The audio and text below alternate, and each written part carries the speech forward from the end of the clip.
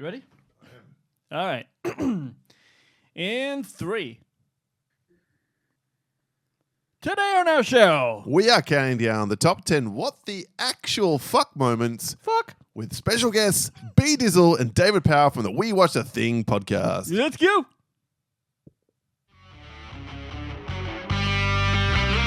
the fuck, Chuck? What the fuck? What the fuck, Chuck? What the fuck's up? That's enough of that. No shit. What the hell is That's a song Paul and other people that we knew used to sing when we were kids. That's the first time I've heard it. It's a bag of ass. Welcome to episode 494 of the Countdown Podcast. Ladies and gentlemen, my name is Wayne. And my name is Paul. Welcome to Shall We Count Down Stuff in order of awesomeness so you don't have to. Today's stuff, film, and today's film topic, what the fuck moments that blew your mind in a movie theater with no further discussions of the brief than that. And this topic came from our guests today. The final guests on the weekly show of the podcast could not go out with any finer gentlemen than the B Dizzle and the David P from the We Watch the Thing and the Potty Mouth Network. Gentlemen, for the first time together, welcome to the show. And for the first time, but you've both been on the show in various iterations. Welcome back. Thank you so much for having us. Thank you very much. You know, Delighted to be here. Yeah, truly. Honestly, I think you made a mistake having us as the final guest. I'm sure there could have been better people. Shut your fucking mouth. You know what? I've never actually spoken directly with Dave. We've been playing grab ass online. Oh, yeah. He's been on like our what do you call it? Our quiz. But not Yeah. like this. Don't you remember the countdown trivia? I know no Yes. one else does. Including the guys that organised it. of Paul's brother and Julio. Yeah, they remember it. They remember the reaming that they got very, very well. Indeed. Oh. But were we on video?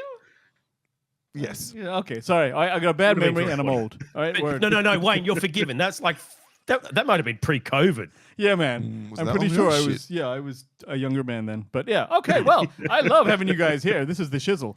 Why don't you guys start us off as if they didn't know, and they should know because I'm on a podcast on your network with you two fine fellows as well. Tell everyone about the network which is going to take over the world in very short order. I don't know about that. So the network is very much in its infancy. We Watch the Thing has been going for about coming on 7 years now, and honestly, I owe so much to you guys. I'll leave all of the teary moments till the end. But Yeah, the countdown, let's not make it messy now. but the countdown means a lot to me. Like apart from anything else, when my co-host left, coming on 2 years ago now, More than I two, probably would have about stopped 3. the show if it weren't for you, Paul, telling me to keep going. And Well, Dave can correct me if I'm wrong, but I'm pretty sure that Dave discovered We Watched a Thing through the countdown. And now he's my co-host of the show.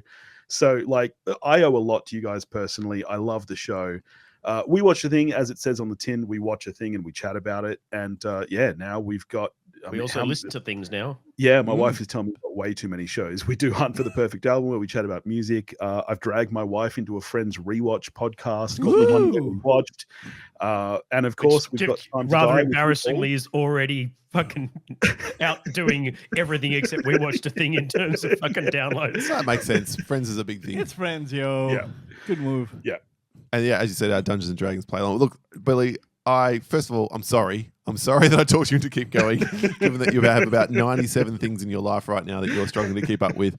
But no, genuinely, as a listener and a fan and a patron of your show, I'm so glad I stuck around. And I'm even gladder still that Dave has become a alum that's gone on to bigger and better things with you, the two of you. It's a great show. It's good fun. Hell yeah. I rant and rave at you as much as any other show on the podcast. There was something you said the other day where I absolutely 100% agree with whatever your review of something was. I'm like, yes, every so often we're on the same wavelength. So that's lovely. If you haven't listened to these two gentlemen, please do. If you haven't become a patron of the show, there's so much content. I don't understand how your wife allows you to do so much, Billy. And that's not a knock on my wife. If we put together 10 years, my wife's been incredibly supportive, so I'm not having a shot at her at all. Just saying that I don't understand how you edit everything and do all the post-production. Oh, he's finally crumbled. For about 12 months, I've been saying, I'm happy to, ever since we started just recording off the whereby instead of doing our own individual audios, I've been saying, Billy, just give me the instructions of how to upload to Podbean and do all that. How and hard we can can it like be? split the edit. 12 months of hounding, and he's finally given me a crib sheet. Yeah. I sent Dave a little like a how-to guide the other day of how to upload episodes. I'm like, yeah, okay, you can do it now. Nice. And look, and I don't say this about many podcasters, but I count you two as genuine friends. We've met in real life. We had a great night together. I hope we can do it many more times in the future, even though you live on the other side of the country. So I'm angling for a conference in Perth. It's got nothing to do with my job. My boss said, "Is this important?" And I said, fuck yeah, it is. You know what? It might be. It might be. Not for you though. I'll prove it to you after the fact. Yeah. So See, I'm angling for an unrelated conference in Tokyo just because I really want a trip. and you have to stop over in Perth, right? Yeah. So good. 100%. Yeah. No, look, seriously, gentlemen, you're fine humans and even wonderful podcasters to boot. So if you haven't checked out We Watch the Thing and the Potty Mouth Network, please do. Without no further ado, then let's get into today's topic, which you went back and forth and you came up with this one. What inspired it? What did we do, Billy? We bounced stuff around. Man. I had threw so many. this out, but it was one of a few. To be honest, I think this started because one of the other millions of This was our podcasts we're doing second at the choice. moment is Shyamalanigans, where we're doing a rewatch of all of M. Night Shyamalan's movies. And so I Starts think well, one of goes the downhill, that show. yeah. So one of the initial ones we threw out, I think, was Best Twists, and then we kind of morphed it into this because we knew we wanted something that was totally genre agnostic. It wasn't our first choice, was it? Our first choice, we were told, was already on the cards, so we had to go back to the drawing board. Top 10 films that made us who we are, I believe. It's something along those lines. There's a topic We coming wanted up on the something show. meaningful as one of the final episodes, and obviously you guys had already thought of it because it's a meaning. It's such it's one of the topics. So, this was kind of where we settled on, and we kept it fairly loose. So I'm not sure how you guys have approached it, but we ended up, didn't we, Billy? We're not really looking at things like twists in movies. It's more interesting from a viewer's perspective, what made your jaw hit the Yeah, floor. we've got a pretty broad range in the end. Like I think when we sat down to combine our lists, we only had maybe 2 crossovers, which I was surprised by. Yeah, we literally went, okay, we each get 5 of the 10 because half of Billy's I completely disagree with, half of mine he disagrees with, or he hasn't seen the film or whatever. So, if this goes up for the vote, we're fucked because both of us have got stuff in there that 99% of listeners are going to go, yeah, we're not voting for that shit. I think quite deliberately we kept the brief why. We didn't say it was twists. We didn't say it was even when I put the feedback out there to the Countdown community, the feedback's come back. Very few people agreed. Sometimes there is very clear, here's 12 or 30 people saying the same thing. Other times it's completely disparate, and that's one of these times. So it's a great topic. Thank you for bringing it. Let's do this then. And of course, we start every countdown with me officially announcing it now these days. Oh, okay. Let me take my headphones off for this. Okay, Yeah, good. Everyone, just give us a sec while Paul messes with the soundboard. Go ahead. Yeah. Turn the reverb up. Here we go. The top 10.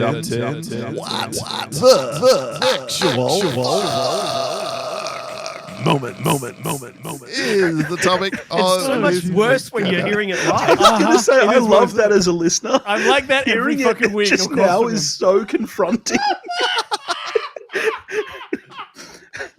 And now, welcome to my world. Don't agree with Wayne. Wait, look. Don't give him any sympathy. That's not the way this works. All right, as a guest, gentlemen, take us away. What is your 10th most what the actual fuck moment? This is 100% Billy's, and I'll have no part of it. I'll take this one because this one was mine. Dave disagrees with me. You guys are going to disagree with me. Everyone's going to. We're losing the vote based on this choice entirely. Our number 10 is Scott Pilgrim versus the World. Okay, which part? Back in 2010. I dragged my wife to the cinema. I could not wait to see this movie. I was such a massive fan of the books, unlike you, Wayne.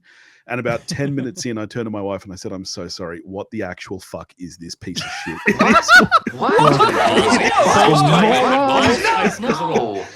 If we were doing a list of...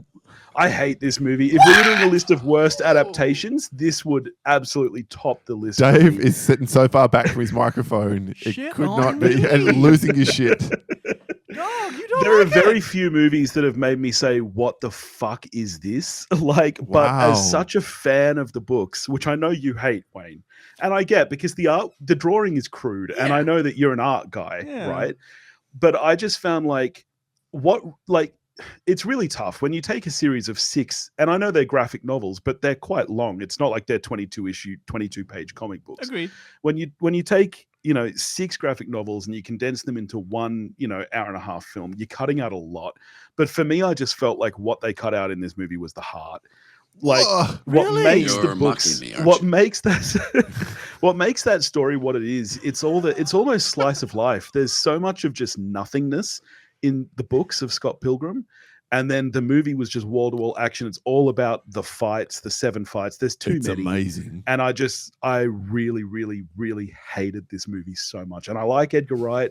I was keen for this, but no, it just made me say, what the fuck? Earlier on when I said I count you two as personal friends?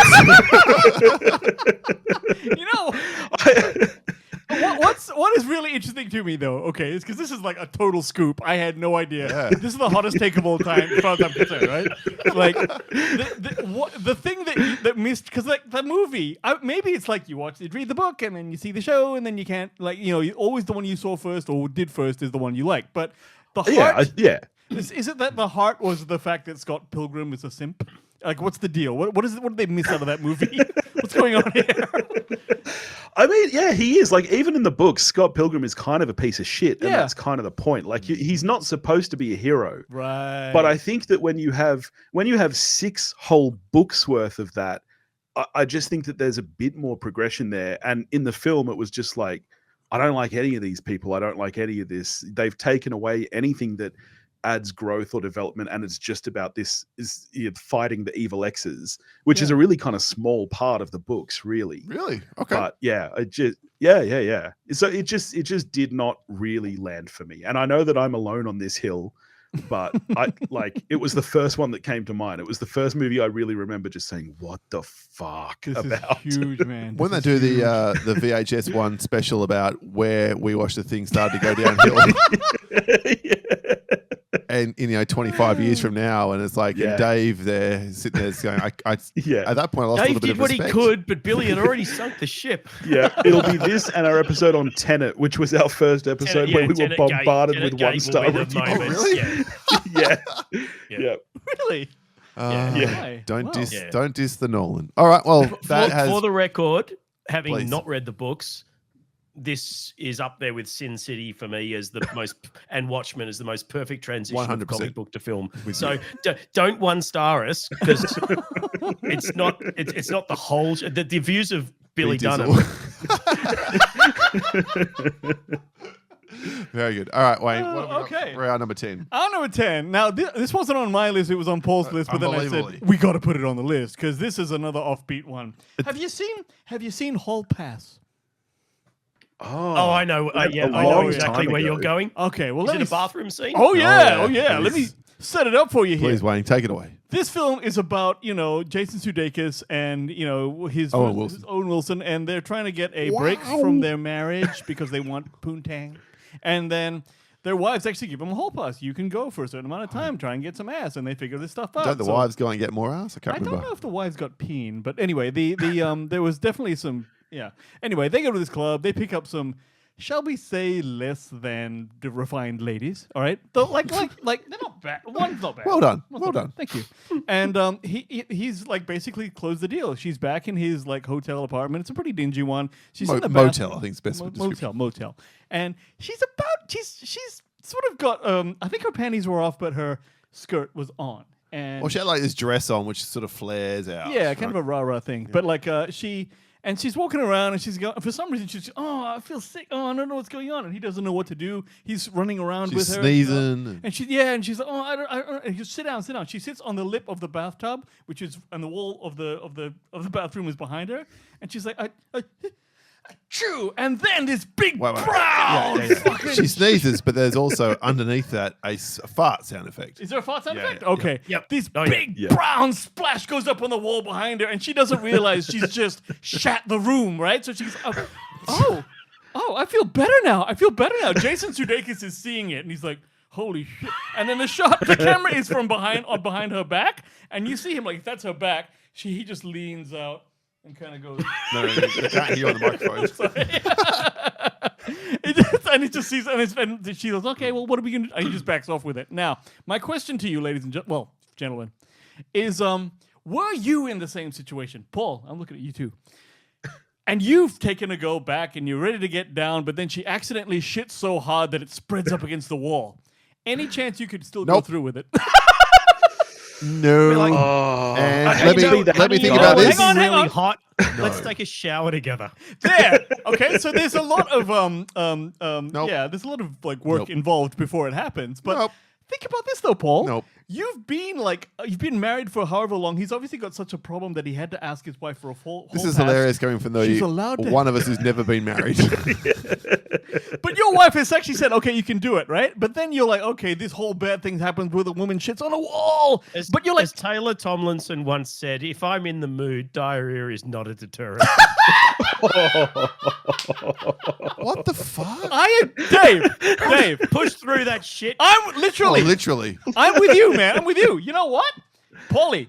There's, you Nah. like that The means stomach like, hurts. I don't give a crap. I'm Daddy wants some action. Jesus if you Christ. exact, hey Dave, what up, dog? That's The what I'm views saying. of David This is- Powell do not Yeah. represent the This is the idiot box fucking conundrum yet again, Wayne, in a different way. Yes, remember Idiot Box where the girl was on her menzies and he went down on her anyway, and then his friend goes, "You didn't go the growl." You go the growl? Yeah, you didn't go the growl, right? And he's like laughing and he's, "Oh, that's just wrong." Yes. And me and Paul have had I this fall into conversation. the this is wrong category. And I'm falling into the "you're not tough enough, Paul. You got to work the engine, my friend." So it's like, The amount of vampire movies you watch, Paul. Look, I want to be. Should I say this? Don't know. yeah, go ahead. I want to be really clear here. This is not anything to do with my current relationship in my marriage. Yeah, you right. Yeah. Many moons ago, I may have worn the Dolmio green unintentionally, and it was not a pleasant experience. Really, you never told me about that. Oh boy. Oh, so you got PTSD. It's different now, or PTSV. That's an Australian joke that That joke, no everyone one. outside this Yeah. country will not get. But by Christ, that's funny. If I release this on YouTube, I'll cut in some Dolmio Green commercial.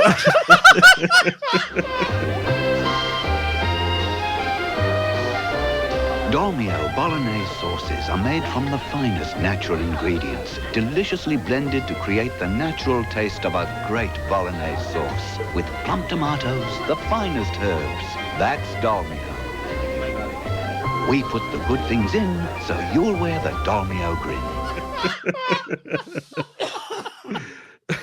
By the way, anyone who hasn't seen Idiot Box, that is one of the funniest movies I've ever seen in my life. Oh yeah, It's a very yeah. good film. Aussie movie about Darrow's robbing a bank. Yep. Yeah. That's right, they need to rob bank. All right, that's Jeremy number Sims 10. and At Mendo. this rate, we're going to be here for 19 Sorry, hours. yes, we'll make So it let's move on to your number 9, gentlemen.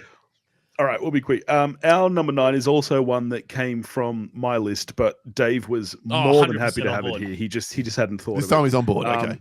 It's probably the most recent film on our list, or close to. It's quite recent, and I'm talking about the movie Men. Oh, yeah, there. Alex Garland's film. Okay. Which, from memory, both of you guys saw. I know certainly. No, I Paul saw it. did. I don't think feel Wayne like- did. I didn't. Right. So Well, Wayne, there is a scene towards the end of the film. It's what you would describe as elevated horror, I guess. It's not an Okay. overly scary film, but it's quite artsy.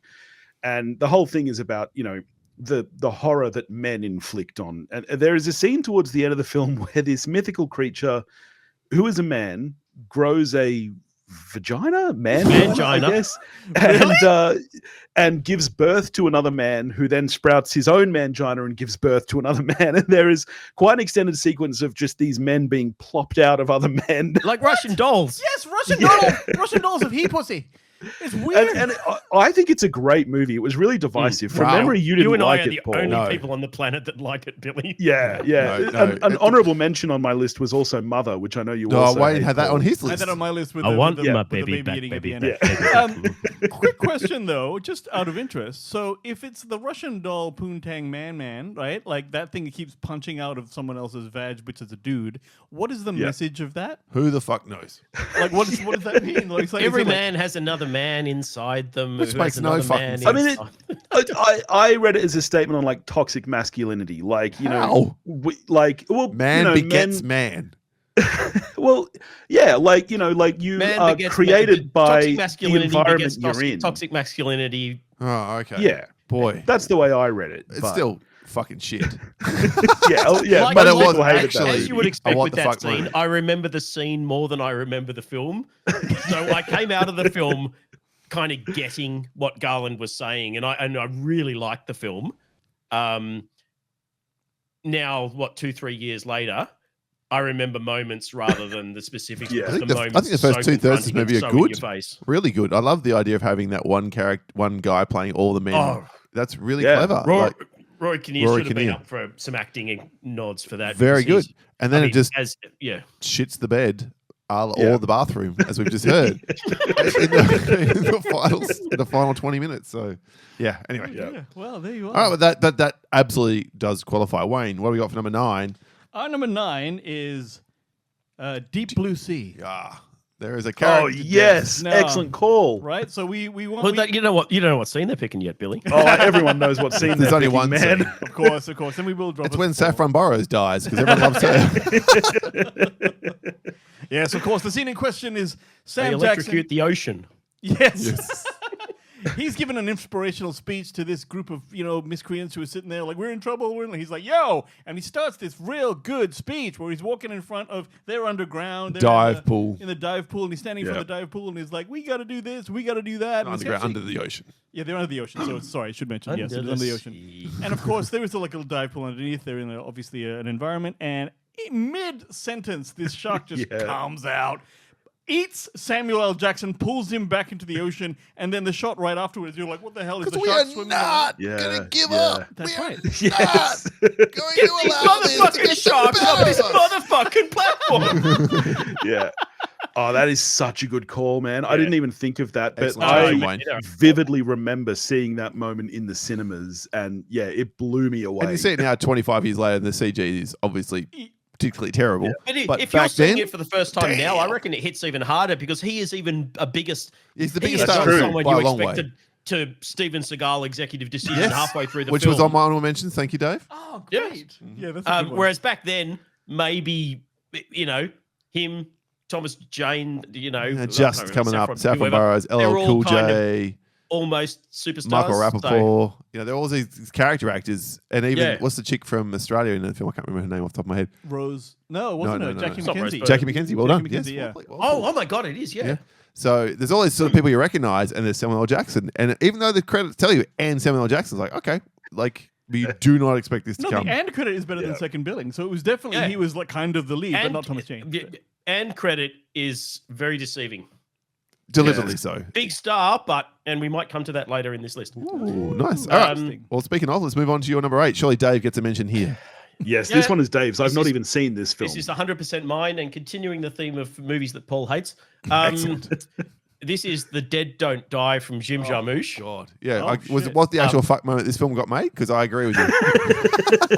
I hate to say back in your box to the host of the show. right, It fair seems really rude. Flip him off and moon him. Yeah, It's okay, all good. Continue. I love this. I love all Jim Jarmusch, but I especially love and I understand why horror film fans in general didn't like it, because it's fairly slow and in pace, because as Jarmusch films are, it's not a horror film, even though it is set during a zombie apocalypse. It's a kind of absurdist comedy. But yeah, the film features Bill Murray and Adam Driver, who are the sheriff and deputy sheriff in this little town. And you've got Chloe Sevigny as another deputy sheriff. And they're kind of dealing with this kind of zombie uprising that's happening. And all through the film, Adam Driver, every time they go to a crime scene where there's some eviscerated body, just sort of looks down and says, oh, this is going to end badly.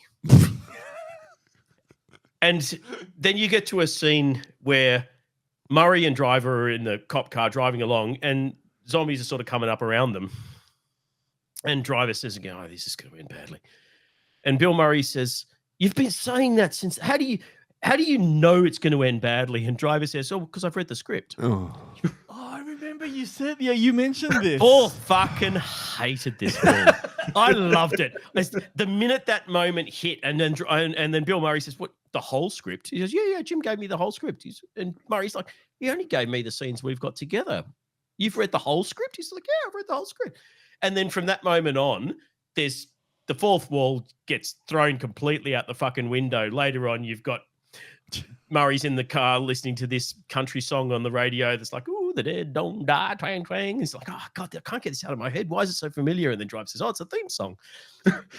And it's that first moment where the fourth wall, with no preamble, just got completely demolished.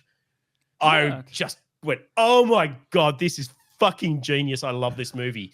Coincidentally, Paul on the other side of Australia was I basically did this. Is a fucking piece of shit. This is the dumbest shit fucking hell. anyone ever said in the history of, and I don't think I'm exaggerating here. Time. Anyone who's not Wayne used to agrees it, with me. That's Paul's soundboard. All right, so Dave, do you like Jim Jarmusch as a? I love Jarmusch. You He's one of do? my favorite Oh, directors. wait, here we go. Now Wayne's going to take umbrage. No, Finally. here's the thing. No, Jim Jarmusch, like his thing. He's never is watched like, Star Wars. I've never watched Star Wars just because I'm a fucking wanker, right? And I'm like, all right, fine, Mr. Wannabe. That's Andy like Warhol. saying you hate Scorsese films because he took a shot at Endgame. A little bit. I Yes and no. leave their personal opinions out of it. I just look at the work. Did you like that what's the Hitman one? The way of the Dog? way of the dog. Yeah. Way of the Dog. Ghost Did you dog. like Way that? of the Ghost samurai. Dog. Ghost dog. Way of the samurai. Down by Law, Stranger Than Paradise, Night on Earth. I'm Dead yeah, Man. So you're in. Always. Dead Man is in my top 10 westerns of all time. Holy shit! I love his style, and I know that a lot of people don't, but Fair enough. they're Fair enough, wrong, so there you and go. I don't care. Dave is avant-garde, everyone. Get on to it, Billy. Apparently, and Wayne. Apparently, you both need to watch this movie. There you go. There you go. All right. Our number 8 is one that I chose, though Wayne was in high agreement of. Big time. It is from 1997, the Academy Award nominated L.A. Confidential. Whoa. Now, have either of you two gentlemen seen this film? Yes, Seen it's a it. fantastic. Also film. read the book. Yep. It's a okay film. Right, Damn. right. Well, okay, it's better than shit, which was Dave's last choice. So, the dential, as we like to call it around these parts, there's a great sequence in it where the biggest star in the film, who was at that point in time, I know he's persona non gratis these days in Hollywood, but Kevin Spacey playing Sergeant Jack Vincennes, he goes to Captain Dudley Smith, played by James Cromwell, who at that point in time seems to be the elder patriarch of, he's the police chief, who sort of is taking all these characters under his wing. He's benevolent, he's nice, he's like, yeah, come to me, I will steer you in the right direction. And Jack presents to him this new lead that he's got, and Dudley Smith says to him, all right, so what happens when you told Ed Exley, which is Guy Pearce? He says, I haven't had a chance to tell him yet. And in one motion, he's turning away from him, he spins around, points the gun out, and shoots Jack Vincennes straight in the chest, and he kills the biggest star of the film. In fact, I believe top billed star. And he's of the film. wearing a robe because it's late at night. Yep. And so he had a piece on him when he was doing it. Like when he And was talking. then there's a masterclass of great acting from Kevin Spacey, who's dying. He manages to say Rollo Tomasi, Yeah. which in the end undoes Dudley Smith, and he gets his comeuppance. And just the way he's laughing about it, because he knows what's going to happen from here. He's laughing, and then he dies. It's so... I sat there in the movie theater going, the fuck? This moment in this film got me to read all 4 of the LA Quartet as written by, what's his name? James Ellroy. James Ellroy, thank you. Obviously, 27 years ago. I read them all before the 2000s, and he has a very particular way of writing. I don't James love Ellroy. it. No, I don't love it either. Short But little sentences. Oh, dude, it's You do? Staccato. eclectic, it's exciting. See, that's why I'm not a huge, because I was a big fan of Ellroy and had already And you read the books first, fair enough. books. So the surprise wasn't there. I knew it was coming. Yep. Yeah. And there's a number of, as you have to with a book that's got so much crammed into it to make a film, there's stuff cut out, there's characters that are combined into, and so I was sitting through going, it's well acted, it's beautifully shot, but fuck, that's wrong. That's wrong. Yeah, No, fair really. enough. You can't divorce yourself from that. So Absolutely fair that's kind of where I've never been as in love with the film, even though I reckon Curtis did a great job with it. It's a really well made film. And you have to think that they never made. They did make the Black Dahlia at whatever point. I think that was Brian De Palma, right? Yeah. So Yeah, Hartnett and a pretty shit version thereof. Eckert? Is it White Jazz? What's the other one? White something. White Jazz. And there's one Big other one, Nowhere, which I've never which tried. Neither of which they've made. So anyway, this one film stands alone and completely stunned me as a death. Almost up there, or I would say with, of course, Samuel L's death in Deep Blue Sea. So we've got a couple of those ones. And we'll see how many more surprise deaths we have on our list. But back to you, gentlemen, for your Great number call. 7. Right, our number 7 is the reverse. We have a surprise aliving. Oh, please tell me this is Jaws the Revenge. It's not. I am talking, of course, about Jigsaw at the end of Saw, the reveal that he is the Yes, dead that's body good. that's been laying in the Very basement. good. I remember seeing this moment in the cinema. I'm a massive Cary Elwes fan. Of course, I saw this in the cinema. And that moment when he stands up, and the music in that scene is perfect. The way the camera moves around, it doesn't go too deep like some films do in trying to be like, look at how clever we were. Like, it doesn't have a back through every moment that you've already seen. Yeah, Ooh, might but well, it might be on our list. But that moment when you realize that the killer was there in the room with them, just watching everything, I just thought it was such a great twist, and it really made me say, "What the fuck?" Yeah, that's great. Great choice. I totally that was one of space them. on that. Like Men, where it was Billy's pick, but I had it as an honorable mention. Unlike Men, you're into this one? You're saying I'm not into Men? Well, you can be into Men if you want to be. That's not a disparaging thing, but I'm into everyone, Paul. So there you go. omnisexual all the way. Question for you Saw viewers. Has any of the subsequent Saws ever come to that level? No. No. right? No. Okay. The first Saw is far and away the best one. What a shock. From there, it really turned into like, just a bit of a gore fest. It was kind of like Hostel, as opposed to the first one I think of as like a thriller, really, more than a horror. And then it just turned into like Dismemberment City. Yeah. I'm one of the few people in the world that doesn't hate Spiral from the Book of Saw. That film is shit. But at least shite. it's a bit of a return to like that police procedural thriller of the first one. It's not a good movie, but I quite like what it was trying to do, at least. Is that the The Chris problem Rock I've one? got with that series is that it throws its own rules out the window. You establish this really interesting killer who isn't Teaching people actually lessons. setting out to kill people. He wants them to survive. That's the whole point. And then they throw those rules out the window. Yeah, because Costas Mandylor becomes the killer and he doesn't give no fucks. Paul dragged me to see the Chris Rock one, the Spiral one, and I actually didn't mind it either. So it's you and me. That's it. Yeah. Because it's not really a horror. It's What a are the odds thriller. that Like, two people, the two people that like that movie in the entire universe are on the same podcast at the same time? That's how we do. All right, I haven't even seen it because I'd bowed out Yeah, before you that. I don't came need to, back to Dave. it for Saw X. Trust me, you don't need to. All right, our number 7 is my choice again. This one was very high on my list, very, very high. And anyway, through machinations and negotiations and Wayne threatening to rip my arm off, it comes in here. It is the ending of, in my opinion, as said not that long ago, the best Stephen King adaptation, The Mist. yeah. No, not on our list, but it was Honorable definitely in mention for contention. me. Tell us Yeah. what happens, Paul, for the folks who don't So know. obviously spoilers for a film that's 17 years old or for a novella that was written in circa 1981, I want to say.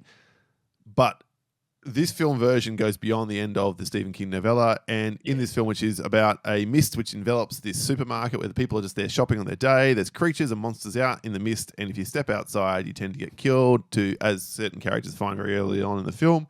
And Thomas Jane is the main character. He's got a son who's with him in the store. And he and Jeffrey DeMunn and Laurie Holden from The Walking Dead and one other elder character get into this car and get away at the end of the film. That's where the book ends.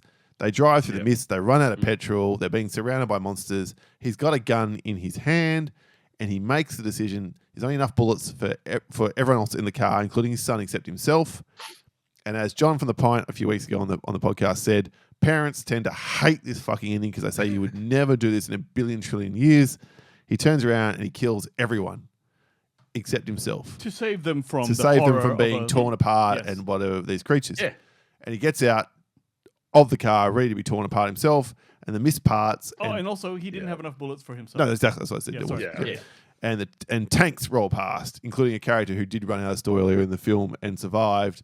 And had he just hung on for 2 minutes more, everyone would have lived. Everyone would have lived. And it is the greatest gut punch in cinema history. I was sitting Agreed. there just going, literally, the topic, what the actual fuck? I could not believe what I'd seen. It sticks in my memory as the most harrowing and difficult ending in film history, and it deserves its Darabont place. smashed that film. on It this was list. And so especially, as you say, because it takes it further than the Yeah. book.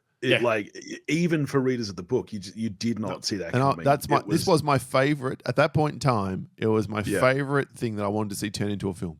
The Mist. I read this in one day. I've read it 27 times. I love every page of that book. King, when he keeps himself to 100 or 110 pages, is an outstanding, probably arguably the greatest thing I think that's been written. But when he lets himself have 1,000 pages or 800 pages and the editors aren't brave enough to say to him, no, cut that back, he meanders and he gets lost. Except for The Stand. The Stand is a good book too. And which is one of his great, longest except it as ends well. terribly. But apart from that, It does, it's yes. a good book. But This he's ends not good with perfectly. endings.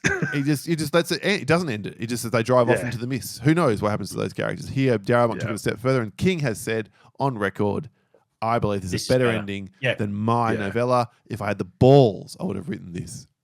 That's an excellent call. Excellent. So, yeah. The only reason I left it off my list was because I knew that you'd have it. Yeah, Totally. I do that a lot. 100% correct. All right, great. So moving on to our number 6s. And this is one of Dave's. Yep. Hold there, Dave. I I'm think just gonna grab you another beer. backed me on this. Everyone grab a beer. I can hold the fort. Sweet. No, we can. Okay. Wait for a sec. Sure. I'm good. Yeah. You know, I think I will just drop this on the YouTube channel. What the hell? So if you're recording it, please send it through. Yeah, We'll sure. See how it goes. Yeah, I'll send it over. Yeah. It's fun. It's I you haven't guys. done my makeup, but sure. I'll tag all of you. It'll be, we'll see what Can you put a happens. filter on me? I can. Jesus Christ. Okay.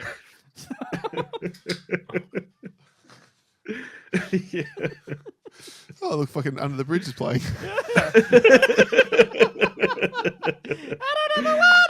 All right, fuck it. We got. So what did you say? What did you say? Nothing. We were just saying. Yeah, I was saying I'd drop it on the tube. We can just pick back up when we start off with Dave. Alrighty. So number 6 is a film by Denis Villeneuve Oh. Please. called Enemy. Oh. Okay, Wayne. I'm going to let you do this, Dude. because I'm such a lovely man. Oh man, that is Get the way reverb ready. high on our list. That's way high on our list. But please, You don't know what scene I'm picking. damn, motherfucker. That's not how it goes. What do you say? No. Oh, sorry. I like that. I'm glad it's on your guys' list too. This wasn't on my list, but as soon as Dave said it, I was like, yes, that absolutely belongs. It's the on same this. scene. We may have It's jumped the the end, gun. of course, right? There's a scene very early in the film. Oh. where- No, No, of course, I'm talking about the fucking ending. it's the spider. Which and it's been a fabulous film, well acted all the way through. A huge comment on fears of commitment and all the rest of it, and then this closing moment where he walks in the room and there's a humongous fucking spider, and everyone across the planet went, "What the actual fuck?" I threw my remote at the TV screen and ran away. For new listeners, Paul is a. I can imagine Paul, because it's not just sitting there; it skitters Oh, fuck. into the corner. What was weird about it is that, like, because first of all, Paul is a massive arachnophobe, so Yeah. that's his thing, right? But the whole movie has sort of got a spider motif as it tries to sort of illustrate that, Webs. okay, Jake Gyllenhaal has problems with commitment, and it represents all this sort of stuff. But then at the end, when he walks in to see this room where he believes his wife is, because she called him, it's not just a big spider; it's a human-sized spider, big enough to cover the it wall. fills half the room. It's Right. And the weird thing is, like, he looks at it and the spider actually recoils to see him. It's this skitters giant into the spider. corner. Yeah, and he looks at it and he's not surprised. He kind of just goes, he just has this, honey. like, bemused look on his face. And that's how it ends. And you're like, what the and you're sitting there. cut to It's black. totally you're walking out of the cinema going, okay, so what the fuck just happened?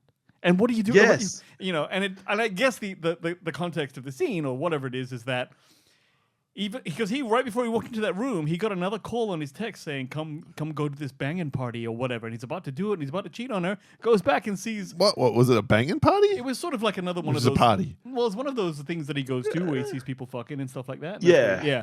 And so that means that he was about to cheat on her again. And as he goes back into the room, she either turns into a spider or there's a giant spider there. And the problem, Sees her the as a spider spider representing his fear of commitment spiders is there. after copulation. So I have to ask, do you guys, obviously it's on your list, do you guys like this movie? I do. He doesn't. I actually think it's amazing. Like it's the Yeah. intricacy with which that movie takes itself and Yeah. the work he does to make the visualizations and all the whatever, all of that work is so it's so much hard work going on and it's so complex because his Yeah, wife. because I sees love him. this. It's up there with me for one of my favorite Villeneuves, I reckon. Like, I would rate this above both the Dune movies for me Whoa. personally. So would but- I. So would I. Yeah. This the Whoa. Use of Billy Dunham. the artfulness of this film is actually sort of next It level. is a fantastic film, though. Yeah. Yeah, I'm not denying that it's well made. Absolutely. Did I enjoy it? Did I walk out there satisfied? Absolutely fucking not. I will agree with you because it means like because Jake Gyllenhaal is kind of playing two characters, but the wife knows, but you as the audience are like, wait, so is it the same guy? Or are they twins? What's going on here? And then so it's not necessarily a satisfying film, Yeah. but it's Yeah. such a thinker that it's probably a thinker of the highest order. So Yeah. It was a good few years for Gyllenhaal too, because he had this, he had what do you call it, Nightcrawler. Prisoners and Prisoners, Nightcrawler, Nightcrawler, yeah. It's a really strong. And then, few of course, years for him. Roadhouse just ended on such a high. Do you know, Billy? I was thinking of what can I throw in there? John Carter, but That was a Roadhouse what the fuck moment. No, What the fuck I wish you hadn't happened to thrown Doug John Carter there. Lyman? Billy would have thrown his fucking headphones down and stormed out. Well, no, Roadhouse. Yeah, that's. Hey, sometimes you want to get paid to work out. I'm saying. I what the fucked in that movie. I was like, what the fuck happened to Doug Lyman? Born Identity, Roadhouse. Yeah. All right. Very good choice there. And we may well, as you... No, don't we do... Did we? Yeah, we did put it on our list. It's coming up. You'll hear how high. Wayne, what's next up for our number 6? Yes. So here was a film that I thought was, in fact, just a Western. Hang on, Contox. Wait a minute. 1 second.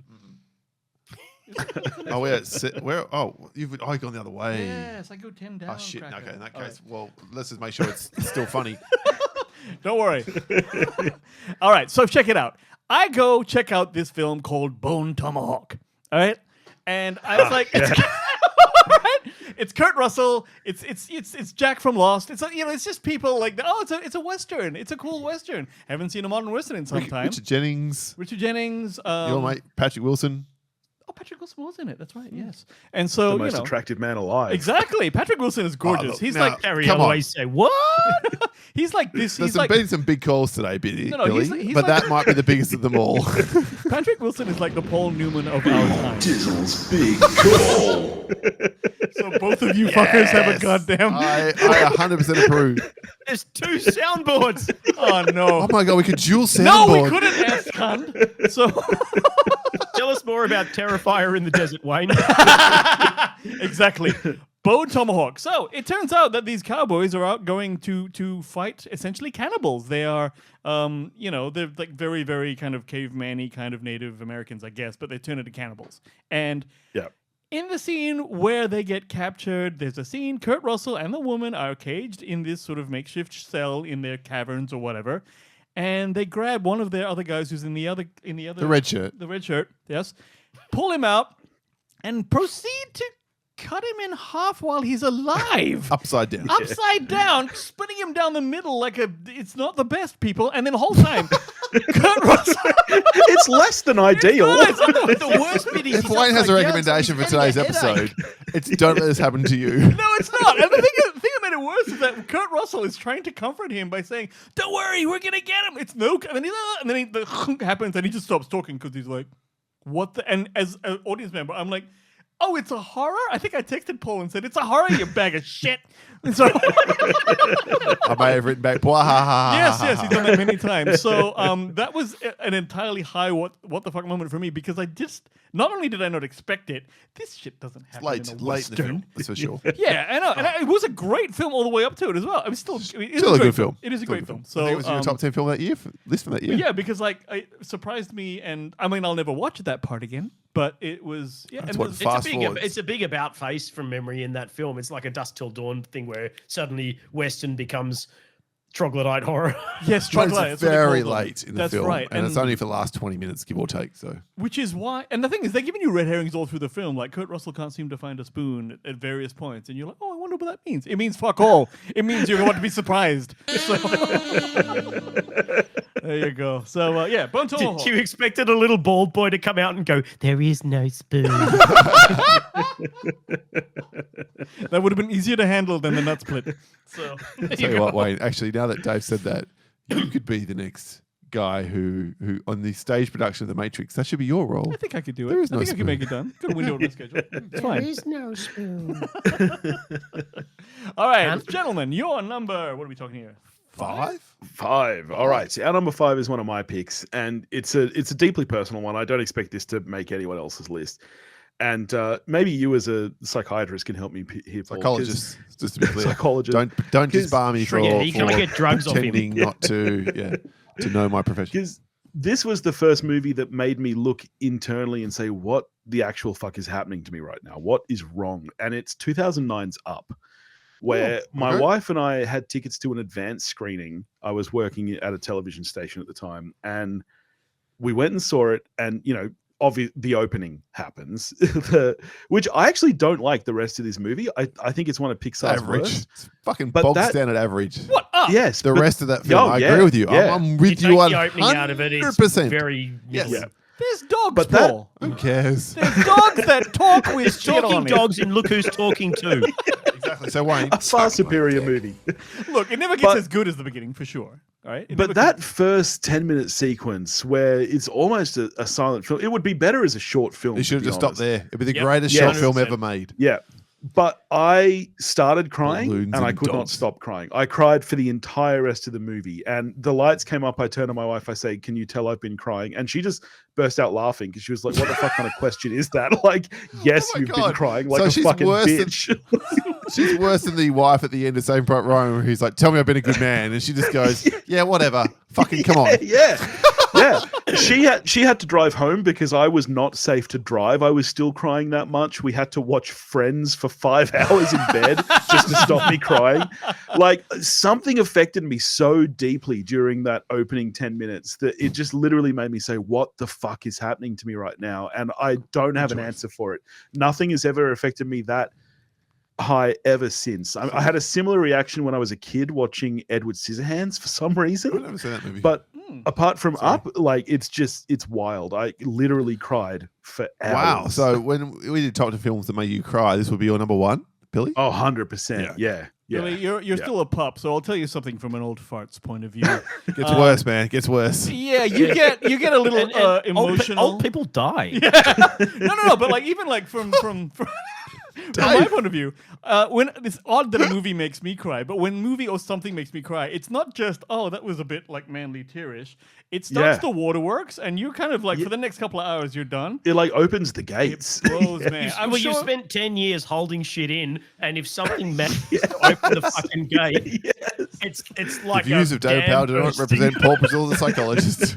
It's like every 5 years. Once It's a Wonderful Life will do that to me on Christmas Eve, and I'm gone for like 2 hours. So you cry the rest of Christmas.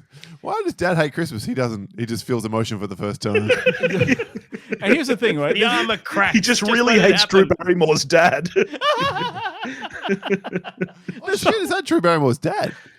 Yeah, man, isn't it John Barrymore in It's a Wonderful Life? Isn't It's he? Lionel Barrymore. It'd be like a great, Like a grandfather granddad or something. Yeah, right. Yeah. Yeah. There you Wow. go. But he's a cunt. You're not crying for him.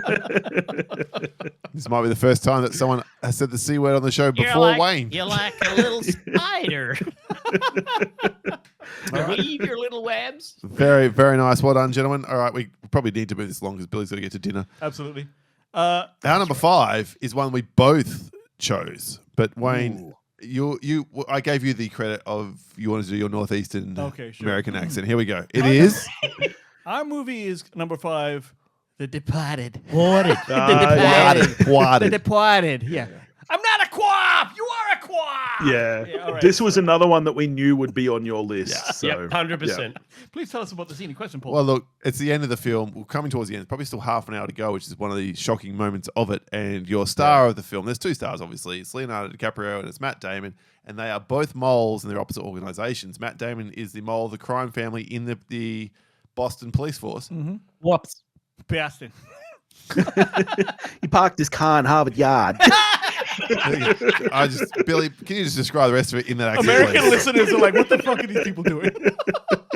And of course, Leonardo DiCaprio's, what's his name in this film? Castigan is the mole in the crime boss family. Who's actually a cop. Yeah, who is actually a cop. And he has finally worked out. One's worked out the other. And DiCaprio's got Sullivan, Matt Damon, and he's handcuffed him. He's taking him down this elevator.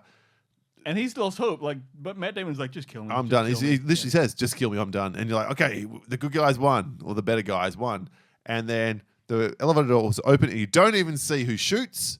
Spoilers for The Departed. Poor Leonardo DiCaprio's brains get painted across the back of the elevator. gets murked. It's almost like it was like Hall Pass did copy that.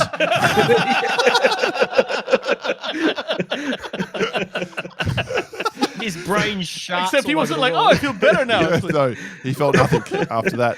And so now Sullivan, the bad guy, has been rescued as James Badge Dale, who you've seen in lots of films. He's shot Anthony, what's his name? I can't remember his name. Oh, fuck. It's not Anthony Edwards. It's not Goose, no. Fuck, I wrote this down somewhere. Michael Hall. I don't remember. Lapalia. Might be Edwards. for the club. Right, hang on. I need to sort this out because otherwise racist. Oh, what an asshole. Paglia.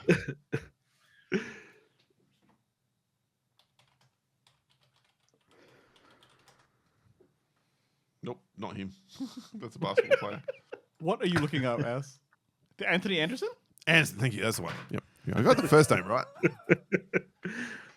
And then Anthony Anderson, he's another trooper. Then James Badge Dale turns around and blows his head off. And then Sullivan, seeing his moment, realizes, because no one knew there was a two moles from the crime family in the police force. He grabs a gun and guns down James Badge Dale, pinning it all on him. He's the hero. Damn. And he would have got away with it too if it wasn't for that crazy Mark Pesky Wahlberg. kids. Yeah, pesky kids. It is an astounding piece of cinema. And I know that Scorsese picked this up from Infernal Affairs, which is a really great film from Hong Kong. This is better though. It is it's better. One of the, It is one of better. the few But, times the remake is better. Imagine this. Imagine one of the greatest filmmakers who's ever lived takes a script and says, I can do better than this. Of course he can.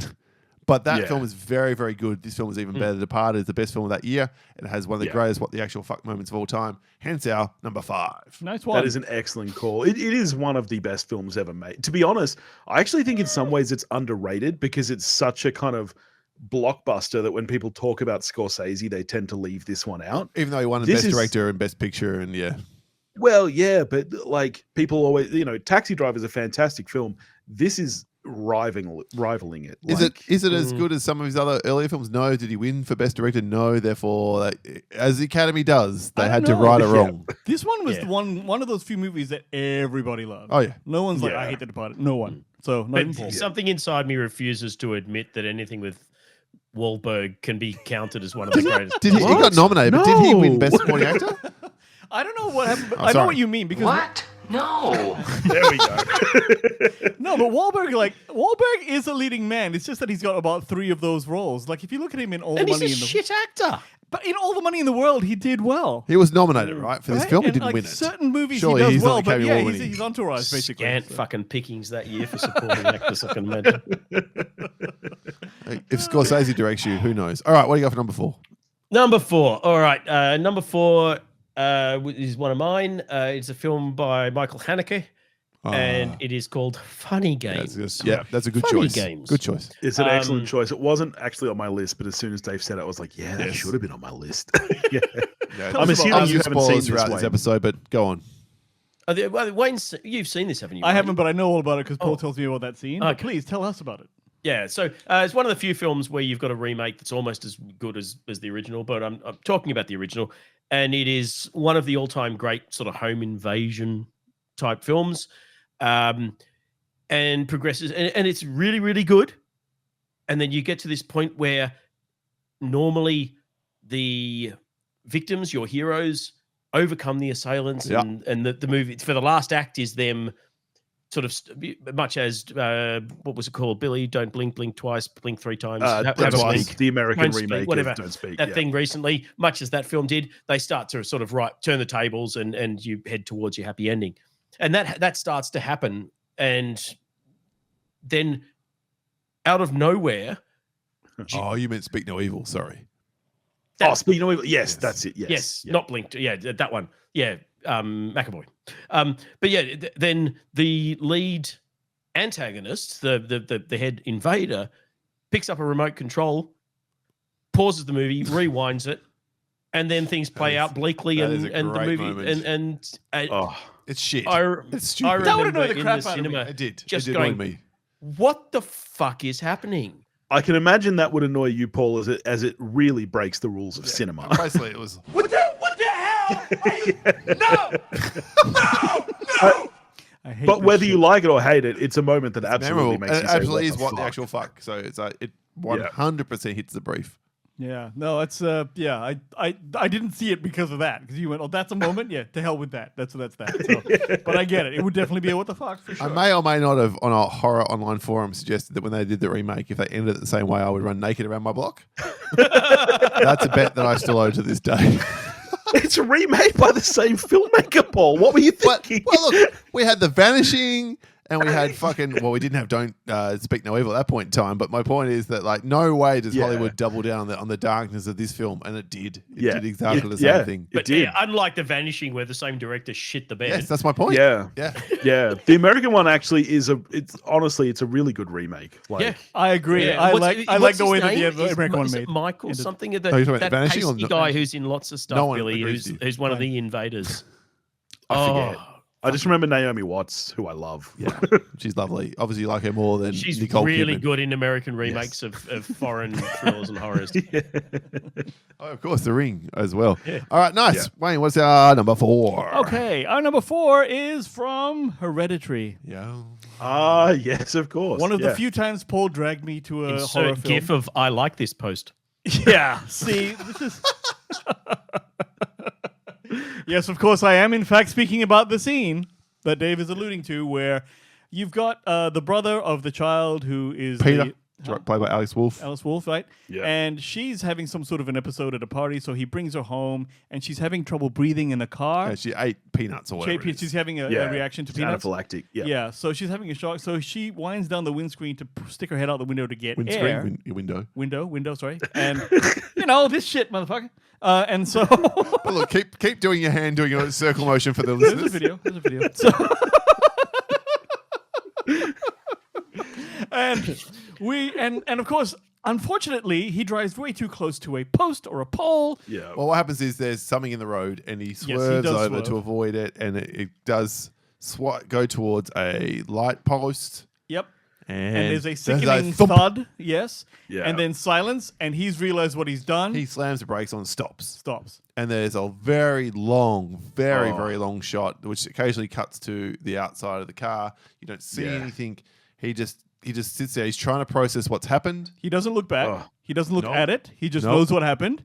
And then Yep. eventually he turns the car Well, he on. doesn't know what's happening. He's complete denial. Just okay, cool. Drives Yeah. on. Drives Drives home. home. Amazing sequence. Drives home, parks the car, goes upstairs, and just And then goes we- to bed. goes to like bed. Goes to bed, nothing and we is- cut to him waking up to the screams of Toni Yeah. Collette. That's what it was. Finding her decapitated daughter in the back seat of this car. The mother crying, screaming is like, oh my God. And while he's sitting there with his Yeah. eyes wide, looking just past the camera, then we hard cut to the decapitated head of Yeah. Charlie on the road with ants feasting on us. Yeah, Oh my it's God! so It's a great. tough. It's such a good movie. Where are you guys on the Hereditary versus Midsommar? Look, Which I one like do you them think is both a better? lot. I A never lot. saw I Midsommar. might be one of the only people that likes them both a lot. It seems that there's. They're both better than Oh, Bo is really? Afraid. I think I haven't think seen both Bells are Afraid. I amazing. don't want to watch it. I can't do 3.5 hours of that shit. Yeah. Yeah, I think both are amazing. But Yeah. yeah, no, that's such a great scene. Good call. Yeah. Because it's a kid and it's half an hour, 40 minutes into the movie. And like, what? No, this cannot be true. Something. But This it's is also his the way nightmare. it's filmed. Like the fact that he just can't deal with it and goes home, Yeah. goes to bed. A part of you is like, oh, It's a dream. it didn't happen or whatever. Yeah. And then next morning, it's like, oh yeah, that shit happened. Yeah. Yeah. And then, so it was just the hardest hitting way to put it possible. No pun intended. Yeah. Yes. It was the headless. No, it's, yeah, so that was it. And that's It was ahead of its time. Oh, you go. All right, what do you got Tip then? the cap. All right, so we have, sorry. What? It's their turn. Number That's 3. it. Number 3, folks. All right. Our number 3, funnily enough, is one that when Dave and I sat down to compile our lists was not on either of our lists. And as we were talking, it was just one that came up naturally. We're like, fuck, that should be Yeah, on the list. And not shit. only that, it should be high. Yeah. And I'm, of course, talking about Drew Barrymore in the opening scene of Scream. Yes, that's good. When, Oh. yeah. Yeah. Excellent choice. When- Well done, gentlemen. Speaking It's- of your top billed, or in fact only really famous, apart from Yes. Party of Five fans, person in the film who was her face on the poster, the she is the the face on the iconic screen poster. It She's is, the face. as Yeah. we said, and Drew Barrymore, which makes you think, oh well, she's the big star in it. Yep. Yeah. And It opens with her. Yep. And then when she died, it's just like, holy Great shit, what choice. the fuck? That movie continues. Like, honestly, you could also have the killer reveal. It was one of the first the first whodunits where it turns out there's two of them. Yeah. And it's like, well, that's just so clever. It's because so you simple, can't but it pick and is. go, Yeah. yes. Because so often you go, well, that doesn't really work because how did this kill happen? When Oh they well, were it can't be that here? And person because the killer Yeah. was there, and it can't Just- be this person because of that. I mean, this franchise is it's so iconic, and it's gone on. Every film has had a moment like this, but this first one where Drew Barrymore dies, it's just genius. this is this is the first time I can remember that misdirect where your big name gets killed at the start of the film.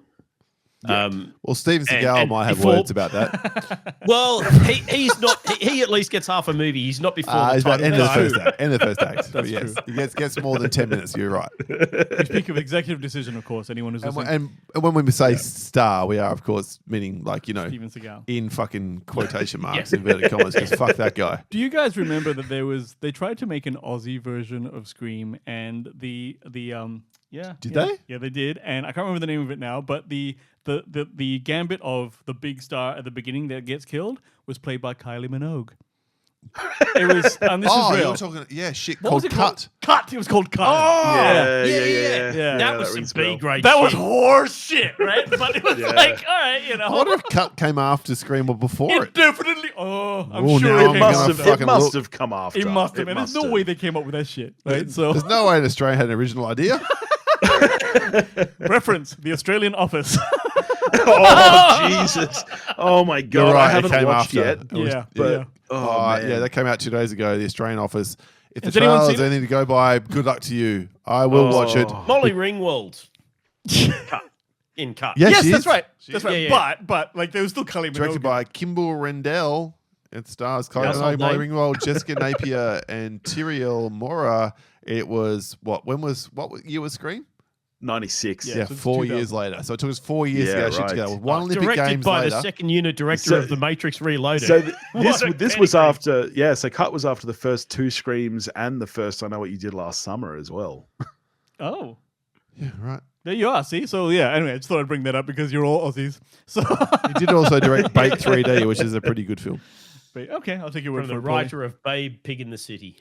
All right, there you go. Cool. All right. Nice choice. Wayne, our number 3. Our number 3. Oh, without doubt, the worst, Yeah, this the most impactful death this. in cinema Please. history. I'm going to stop there and give it to you. It is the time that Wash was not a leaf on the wind. In Serenity, the film. Wow.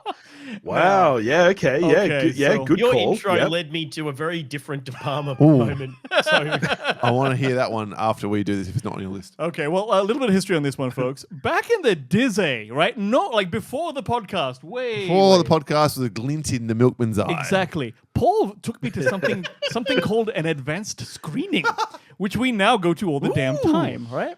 But it wasn't just an advanced screening; it was a fanfic. Like he was in the Buffy board, like the Buffy fucking. was. Back when we had bulletin message boards on the internet instead of just The brown coats board. Brown I coats was board. in that elite group that had Sarah Michelle Gellar had restraining orders against. That's right, exactly. Oh, There is, wait, Dave, you joke. There is a PhD out there which quotes me on a message board when Sarah Michelle Gellar left Buffy. And so I'm not doing this anymore. There is an actual accreditation. But does she to know my how much you online- look like Wesley Wyndham Price? there you go. No. Paul looked like Wesley a bit. It is one of my proudest moments, sadly, in my life that some PhD has picked my quote out of bulletin board saying, You all don't understand, That's okay? When we went to this thing, the reason we went to it is because there was that like advanced screening that happened to select fans that he knew about because he was on that board. So he takes me, and there's Yeah. people dressed up as like fucking. yeah, we were underdressed. We were just like normal people, but people were dressed up in the brown coats. There was a chick who was dressed like the prostitute. What's her name? that chick, and yeah. like the Deadpool Marina girl. Baccarin. Yeah, Marina Baccarin, right? And they were all, and then had you seen Firefly yet, Wayne? yeah, Or was yeah. this entirely new to I'd you? seen Firefly, Okay, so that's yeah. why I was on board, right? I was into it. I just wasn't on You a board. don't need to. The movie is basically a condensed remake of the series. Yeah, but it doesn't. It does It help doesn't to have see the it, though. impact unless you've Yeah, seen the show. Exactly. Yeah. right? Yeah. So we go there, and the people who didn't dress up, like I remember someone named Scary Mary. All right, there were people there that were straight up freaks. Okay, and I'm like, yo. All right. There's a dude there who's just a big, large man. I and he shouldn't had feel a- embarrassed he had a 15, t-shirt 20 that years said- later. I remember this. He had a t-shirt that said, "Fuck off, I have enough friends." I'm like, I seriously doubt it. So anyway, so I'm like, okay, that's what's happening. So then we go to this thing. Question mark? So we go to this trailer, and so I'm amazed at this thing, and it wasn't. It was actually a work print. It wasn't even the full. We didn't get the full Yeah, right. That's how end amazing credits. It was that early on. So this is why they were Yeah. trying to drum up business. And some of the effects weren't quite complete.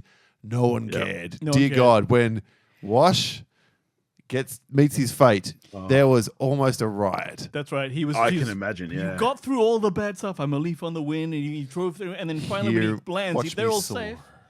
Boom! Big spike comes through the window and fucking drills him. It was like, oh! It was huge. So yeah, big moment. Big moment. Yeah, Yeah. it was more No, about that's the build up to it than the actual moment. But if you've seen that film and you've watched that TV show, you know what we're talking about. If you haven't, then just believe us. It was massive. Yeah. Check it out. Yeah. I have to ask, but Paul, my memory is that you're a big Veronica Mars fan as Yep. well. Yep. Yeah. What were your thoughts on the end of the 4th season where Logan gets it? Yeah. Oh, spoilers. I haven't seen it, Oh, but it's come okay. on. I'll forget about it. Anyone who cares one about cares Veronica has Mars seen has seen the new season. Can you Yeah. imagine? Do you reckon our listenership is wide enough that there's 17 people, or even one, who is halfway through Veronica Mars is like, the fuck? Mendoza. I'm halfway through season 1. Now I'm not No, even man. fucking Veronica bother. Mars ended so long ago if that you are anyone li- who was a massive fan has If already you like seen Dave- the reboot season. Has just been spoilt for the end of Veronica Mars. Would you say even end? It wasn't at the start of a new season, but anyway, of Veronica Mars. Please send your hate mail to bdizzle@gmail.com. But Seekers, that fans are still. I don't think that show will ever come back because people are just so furious that Logan died. I have to say, See, it sounds like a good thing to me because he's an asshole at the point that I'm up no, to. one are, of you, the are you being serious, Dave? Have you only just started watching Yeah, the Veronica first season Mars? is I'm an like asshole. 5 episodes into it, and I watched episode 5 like 2 years ago, and right on it, mate. I keep meaning to Episode get to it. 6. Episode 6 is like it's like 93rd on my fucking to playlist. I have watched all 10 episodes of Kristen Bell's news show. Oh, is that any good? Counts. Yeah, the one with Adam Brady. I Yeah. really like it. Okay, cool. I Yeah. saw you post about My that. wife did ask whether we should watch that one together. I'm like, she goes, "You Yeah, like Kristen no. Bell, don't you?" I said, I like "Yes, but question mark? Am I being tested?" No, very funny. All good. All right, cool. All right, you guys, your number All right. 2. Number 2. Our number 2 is All Dave. I've not even seen Yep. this film. This is all me, and let me preface things by saying number 1 is all Billy. Number 2 is the oldest film on our list by a considerable margin. I think it is On Her Majesty's Secret Service. Oh, The fuck? James Bond, y'all. Yeah, like Wayne, I am Hit a me. big Bond fan. I love all Bond. I know what you're talking about. And I am a particular fan of this film, which has Aussie George Lazenby in it. God, But how Dave, many has your times- mother ever told you that you're no James Bond? No, Dave's mother is white, not Asian like mine, so presumably? he's not Yeah, going to get I was that. told I could be if I just dressed a bit better and got my hair cut. No, this is one of my favorite Bond films. Haircut just got me going because you have no hair. Man. I used to have hair down to my ass and was regularly told if you cut your hair, you'd probably get a better job. Very, very good film. Lazenby was very, very good as Bond. The thing that, apart from the fact it's the only Lazenby film, the one that sets this one apart is that Bond gets married. Yes, the only He time. hooks up with Diana Rigg, and as you would if you hooked up with Diana Rigg, you marry that bitch to tie that shit down. Oh, you got to lock that down. The film ends with them on their honeymoon. They've still got the cans and shit tied to the back of the it was probably the DB6 or something. Yeah, I think it was the DB6. Aston Martin Yeah, years. Aston Martin years. And they're cruising around a windy cliff top Yeah, he's waterside like, I'm road. going to get Avengers and- pussy. Yeah. Car comes alongside them, machine gun, and Bond's car sort of comes to a stop, and you realise that Diana Rigg is dead. Yeah. And the cops pull up to the side and say, "Are you okay? Is everything okay?" And Bond, who's cradling his wife's lifeless body, says, "No, it's fine. We've got all the time in the world." Isn't that Roll nuts? credits. Yeah. It was such a And- tough one. Everyone was in fucking tears, like, "Oh my God, what the fuck just happened?" This is, you know what? It's so weird with the Lazenby Bond. When I grew up, of course, it was the idea was that the Lazenby Bond wasn't really good. That's why he only did one. Yada It's yada. really good. It's It's actually- a great film. It's Christopher Nolan's favorite Bond film, and everyone's like, "Christopher Nolan, please make a Bond." You've basically been making them for like years, and so. And Quentin Tarantino was about to make Casino Royale, and he wanted it to be set right after that movie. He said, "I want Bond to be brokenhearted when he meets Vesper Lind." And he was going to do the whole thing set in the 60s like that. Of course, they didn't end up doing it. They went the Daniel Craig way. Still love me some Craig. I think Craig's my favorite Bond. So I'm really, really interested in what they do next. But that is an incredible call, my friend, and very And unexpected. that's why people like Wayne and I loved No Time to Die, because the ending is twice as meaningful, because he repeats the note, "We've got all the time in the world," but he's the one who's dying. So I've never seen a Bond film apart from my boy Pierce You're missing Brosnan. fuck all. Yeah, I'm Bullshit. not a fan at Dude, all. I don't check enjoy all. Bond. You're in for a treat, my friend. All of the Because Craig apart Bonds. from GoldenEye, the Brosnan ones are the worst fucking Bond Yeah, no, films. watch by the a Craig country ones. fucking mile. Look, the only bad Craig one, in my opinion, is Spectre. The rest of them are actually great. Even fucking Quantum Quantum of of Flaps. Boredom? No. Yeah, so I don't mind that one at all. So is there actual continuity? Like his Totally. wife dying in this one, though it hit you, Yes. Dave. Like, does it actually continue I through the think rest of it's the Bonds? No, For Your not- Eyes Only not after opens Lazenby. with Roger Moore at the gravesite of his wife, which is why all these people are like, "But James Bond is just a name that's handed." No, it fucking isn't, because you see a different actor at the gravesite of the wife Yeah. that died from Lazenby. But that's the end of It the is the same consequences. character. He's still banging someone 10 minutes later. Yeah, but that's how you get over stuff, Paul. Oh, wait. Yeah, sorry. so it's like, Well, if a woman comes up to you and her name is a lot of pussy or something like that, What are you supposed to do? I understand. Pussy galore Exactly. or a lot of vagina. Yeah, a lot of Right. vagina. pussy galore. Okay, yeah. you know what though? In the Living course you Daylights, they reference the fact that Bond's wife died right after his marriage. So There's- it there's does absolute continue. That's continuity. Timothy It is Dalton. Yeah, the but same no guy. one says Yeah, that in okay. Daniel Craig films. No, but his was a Which sort is of a why they reboot. shouldn't have a Bond film next. They should have a Ana de Armas film and just take a fucking side. I'm detour. down I'd with watch that. Ana Diarmas read the 100%. phone book, so I'm fine with that. Straight up. We're all on that on that train. All right. There's your number two. Our number two. Here's where we just really peter out a little bit to say Enemy. That was where we put Enemy. Number 2. Oh, okay. Yeah. Dwayne's right. number one moment. Spider scuttling up the wall. Spider Poontang. Fucking hell. That's right. Yeah. Okay. Things- now- words that should never be put together ever again in the history of the known universe. I've heard women complain about cobwebs up there. Just Run- imagine oh.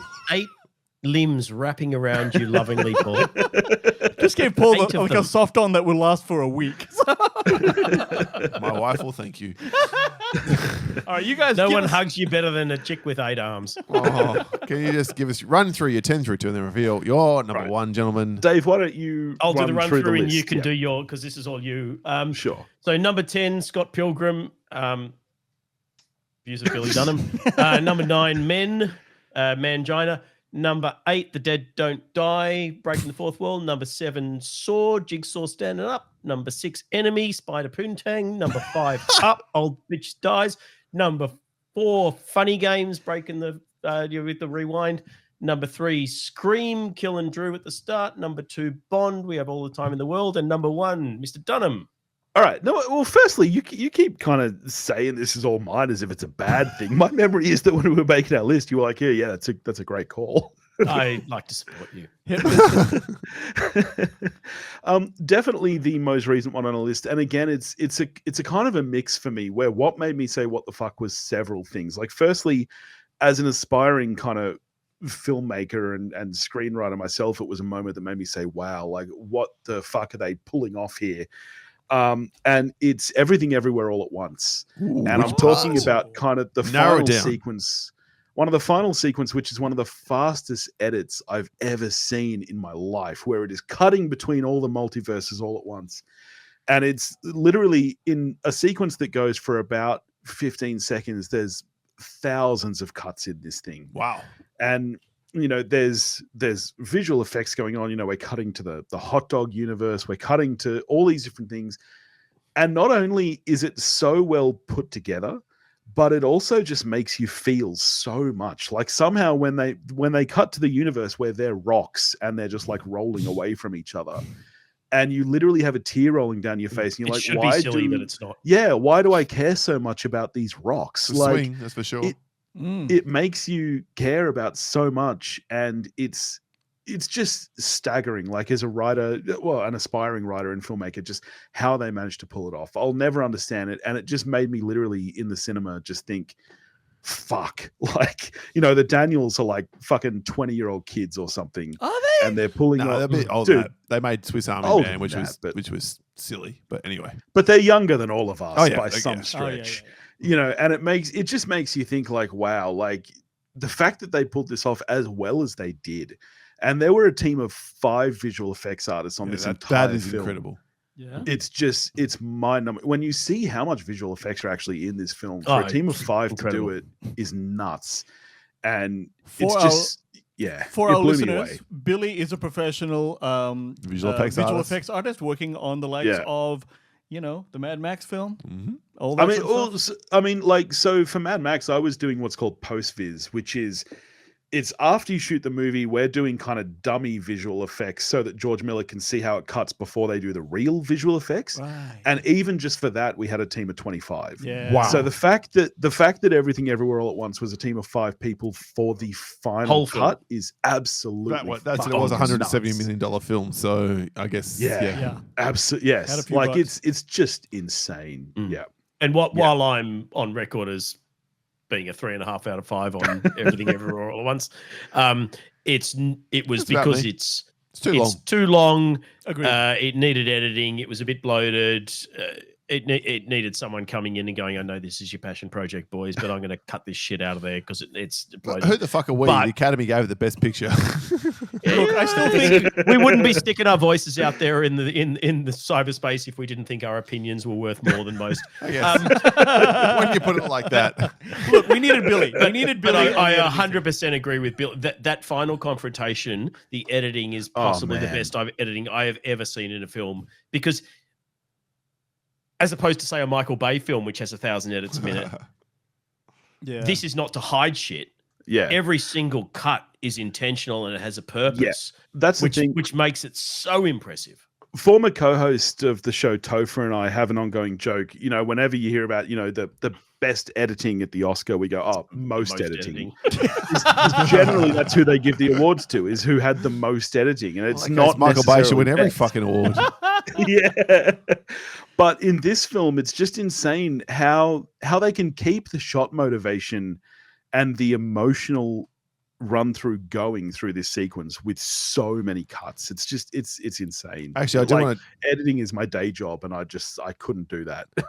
which is high praise indeed. But I just want to check now the awards for about 4 years ago when Mile 22 came out, because if most editing gets you an Academy Award, then that film would win by it would be the greatest film of all fucking time. I think that's the only time in your show's history where you have eviscerated something and I haven't immediately run out and watched it. I did it with Mark. I do. I Smart normally man. my pure kind of Actually. ambulance chasey car crash curiosity. I immediately go, I need to see this shit. I understand. And I think that's the only time I have still not seen that Mile 22. I didn't mind it. Paul, I famously did. That wasn't bad. Paul's like, you fucking asshole. Was that the Eastwood one, one where he had the real people? No. That's No, you're talking about the 12:29 to Paris or some shit. something Oh, like I that. am. Mile Yes, 22 's that's- Marky Mark, Mark. Marky Mark, Mark Wahlberg, one of the greatest actors of our generation, as we Marky just Mark. discussed. Yeah. And basically it's directed by Peter Berg, and Oh, it's got yeah, Iko yeah, Uwais yeah. in it. Yeah. And when Yeah, you Peter make a Berg. guy who can actually do martial arts look like he can't do martial arts because of your edit, that is an astounding piece of cinema. Anyway, enough about that piece of shit. Side note, I dated a girl who reckons that her and Marky Mark had this torrid relationship. Oh, I've heard Yeah. that story. That is the best Because you've story told that on the ever. paper, I love and it. I believe her story is that he still comes to Perth. that's to what like she stalk said. her. She flies in. Crazy. Fuck. Oh, sorry. She was insane. Yeah. He flies in, fucks her occasionally, and then gives her a bit of dollars for the kid that they spawned. That's it. It was like the most. That was my what the fuck moment in dating. I'm like, yep. Am I being punked? I know you've had a few others that we could share. Oh yeah, there's a few more as well. All right, there you go. Paul, I'm going to give the 10 to 9. And I'm going to run through the 1. Okay, here we go. Our 10 was Whole Pass, 9 Deep Blue Sea, 7 The Dential. LA Confidential. Wait. You said 7? Do you want to do 8 8? The Dential. 7 The Mist. 494 attempts of carrying 10 through fucking 1. I lost count now, Badgersill. You lost cunt, that's right. 6 Bone Tomahawk, 5 Departed, 4 Hereditary, 3 Serenity, 2 Enemy, and number 1. And our number 1 is, in my mind, to this day, the greatest film twist of all fucking time. I know it's a little bit passé to stick a twist here at your number 1. We all came in our pants when we saw this. But when I saw this film with friend of the show, Richard, back in 1995, and at that point in time, I wanted to feel like I was a student of film. We would go to the movies every week. It wouldn't matter how What year shit did you the make film. Reap? 1998, 7 we shot it, 7 and 8, and okay. it came out in 1999. So Derivative piece of shit. Couldn't agree more. oh my god, have you seen it? This one we went to on the same sort of weekly schedule. We saw everything. We saw The River Fucking Wild at the cinema. Who saw The River Fucking Wild with Meryl Streep and David Strathairn? And Kevin Bacon. Kevin Bacon, yes, Kevin Bacon, yes. at the cinema. No one in the history of the universe, but we But did. us, We yeah. did. And this is around the same ilk/time. We're talking The Usual Suspects. The end of that of film. course you are. Yeah. When Asian Dave Coulion is sitting there having released verbal kint I out think to he the was world. African American, not Asian. Oh, you said agent. Agent. Sorry. Asian? African American? Chaz Sorry. Palminteri. Oh, Jesus Christ. You're thinking about. I thought you said Asian Dale Coulion. I'm like, oh, yo. He wasn't It's Asian. closer than No one's wearing African-American. that hat. I'm sorry, please go on. Oh, and Giancarlo Esposito is in that film. Is he? Yes. As one of these side agents, but nevertheless, he's not Asian either. In case you were wondering, Randall Park, not Asian. old enough. Not no, enough. he is Asian. Yeah, sorry. Yeah, but not old enough yet. Breaking news. Famous actor Chaz Palminteri, African not Asian. American. Oh, he's an Asian man. No, Sorry. Chaz Palminteri. Oh, wait, Coulion. Yeah, sorry. I thought you meant the other guy. Never mind. Sorry. Forget That's that. what I'm saying. If I got Giancarlo from. Anyway, when he's working it out, he's finally clicking with Dan. He's sitting on the corner of Dan Hidaya's desk, and he's looking at all the shit on the wall, which Verbal Kint has just picked from, and he drops his make up a coffee story. mug, and it Coffee cup, smashes yeah. 3 times on camera, which Brian Singer's got fucking slated over by the critics. And then the final piece, the piece de resistance, is when he sees Kobayashi is there on the bottom of the mug, which he's been drinking in front of Verbal the whole time. He's drawing all this in to make up this whole fucking tale. And the whole time, he's Kaiser Soze. He has murdered everyone. He's got away with however many billions of dollars, probably millions, let's be honest. Nevertheless, Kaiser Soze, one of the greatest film villains of all time.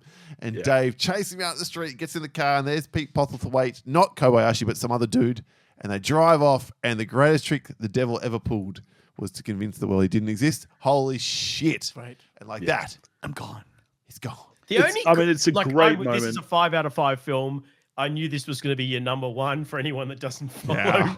Yeah, for anyone that doesn't follow on Letterboxd, his username is Kaiser Soze. Not actually, it's Kaiser 0075, but still. If the whole it, yeah. film is essentially Kuyong's envisaging what Verbal Kint is saying. Well, so yeah. what we're seeing is what's Yeah, so- happening okay, in so his we're saying, mind yeah. as he tells the story.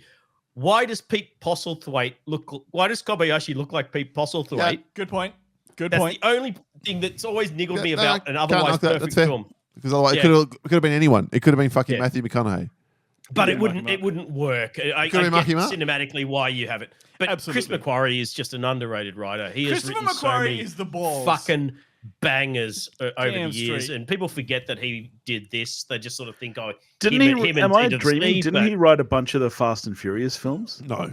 No, he writes good films. Yeah, he wrote the Mission Impossibles and directed half Yeah, of them. that's He did The Way of the but Gun. Yeah, he wrote Edge of Tomorrow. You wrote that? Okay. It's a lot of Tom Cruise stuff. He did Maverick. Not It's all something of to do it's with good, Maverick. He but- produced Maverick, Top Gun but- Maverick.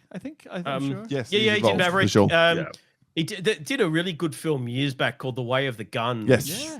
Is undersung, I think. Bit of Ryan Felipe action and Benicio del Toro. Yeah, Benicio. Yeah, I flip you for real. For real, yeah. One of the great lines. Excellent. Usual Suspects is a fantastic movie. It's a perfect film. Yeah. I would say so as well. Yeah, still holds up too. It does. I just Yeah. love. I'm looking forward to the day my daughter's old enough so I can sit there and watch it with her, and I hope I get to see her mind balloon. Totally. All right, Yeah. gentlemen, quickly run through any honorable mentions you may have had. Billy, you start. I'm unprepared. Okay, no worries. Parasite was quite high in my list, but didn't make the Interesting. cut. Yep. The party scene, I assume. Yes, that and also the basement reveal. I think Okay. both were kind of like, holy shit. As I said, Mother, District 9 was in my list. Oh yeah. The moment where it flips from being a mockumentary to an action film, and I said, what the Paul hates fuck? You actually noticed it. To be fair, I don't hate it because I didn't notice it when it happened. That's right. Paul hates See, it when I you change hate that perspective. movie, and yeah, I really, The really views of Billy noticed Dunham. that flip. And Mulholland Drive was another one. The Never moment seen with it, 'cause the it's David little fucking old Lynch. people coming out of the paper bag, I was like, what the Sounds fuck like is David this, Lynch, Dave? piece of shit. I saw the Lizzo scene and turned it off. So Wait, whoa. If Wayne turned off a scene involving two women, No, after that scene. right. That makes more sense. What about you, Dave? All right, I'm now prepared. Boxing Helena, where you go through this entire underrated film, and then right at the end, the whole thing's a fucking dream. What Yep. the fuck? Wayne loves that Jennifer movie. Lynch. I do like that movie somewhat. You two Got, could get a room. What else? Underrated movie called Splice, where Clive Owen and Sarah Polley rear this kind of hybrid. Is it Clive Owen or Adrian Brody? Oh, bro, it's Adrian Brody. Okay, thank you. Yeah, I'm like, quite shit, right, have yeah. I not seen that movie? And what's Sarah But yeah, Polley doing in two definitely of them? Sarah Polley. But yeah, the main thing is they rear this thing from birth, this hybrid creature with like bat wings and a weird split head face and all the rest of it. And then as soon as it hits teenage, Clive Owen fucks it. As Wayne would. I raised the reveal in Old Boy Yes, of course. was quite high. Similarly, the closing scenes of Angel Heart, which is another Yeah. super underrated Yep, film. yep, I agree with that one. What else did I have in here that's noteworthy? You know what? Angel Heart had a poster that gave away the ending. I remember seeing it in the video. Oh, thing. seriously? I don't Yeah. remember that. Oh, I saw the poster and I was like, it said, "This is Lucifer. Say his name fast to reveal his." And I was like, "What the? Oh my On the god! poster. It was the '80s, man." Anyway, Fuck, that shit. Oh, it's Alan the Parker only that- other two I'll mention.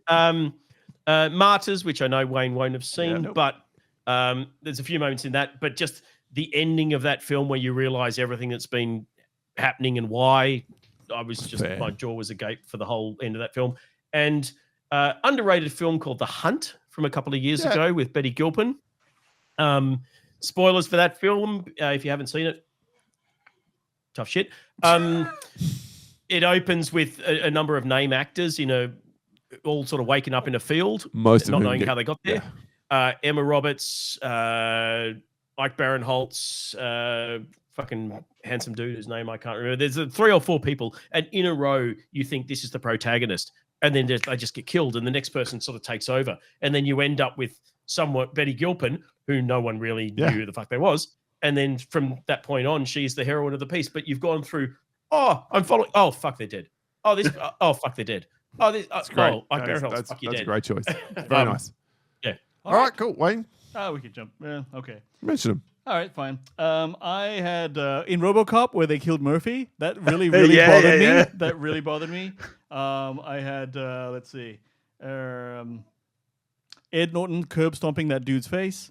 Oh, yeah. That was messed up. It's kind of And then, more of what I course, American History. got. Yep. Any- Right, I had Out of Sight when White by Bob shoots himself in the chin slash. Amazing. As I he's wanted running that- up I the wanted that in the stairs. list. In Ring, when Samara comes out of the TV and kills Wingu when he comes out of the TV and kills in the original Japanese film. Leia being Mary fucking Poppins in The Last Jedi when she both freezes to death and loses no chance to breathe anything and just comes back to life because what a bunch of fucking shit. And then lastly, to round it all out, then I had The Sixth Sense, obviously the end of that film, Fight Club, the end of that film. We mentioned it jokingly several times, executive decision, Steven Seagal buying it. And Howard the Duck, you know bad duck. Get back in Duck nips. your fucking lane. Duck nips. That was the Forgot what the about fuck. that. Forgot about that. I'm surprised Wayne didn't have Kylo killing Han. Oh, it's because it was spoiled for me with, by some asshole troll on the web before I saw it. So I was like, man, fair That point then. sucks. yeah. So anyway, that That would happens. suck. All right, that's our list. What about yours? Wrap up every episode of The Countdown with your feedback on the topic at hand, the segment that we call the Pop 10.